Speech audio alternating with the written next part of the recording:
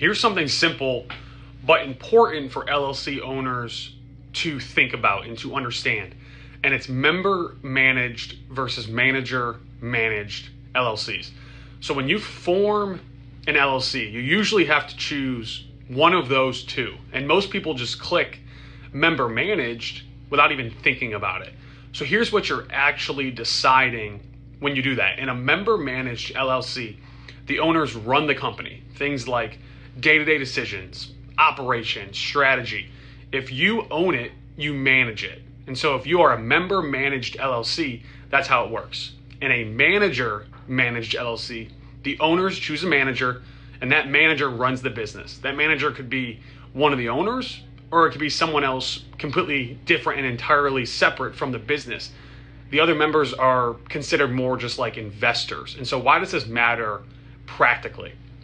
Because it changes expectations of the business. In a member managed LLC, everyone is expected to be involved unless you say otherwise in the operating agreement. So it sets a very distinct initial standard. However, in a manager managed LLC, you can have passive owners. So they invest capital, but they're not involved in things like daily operations. So for example, this becomes very important when one person wants control of the LLC and others don't, or if you're bringing in outside investors, or you want to separate ownership from management. That can have very distinct benefits when running your LLC. It also affects how disputes get framed. So if you're a member managed LLC, courts assume shared management rights.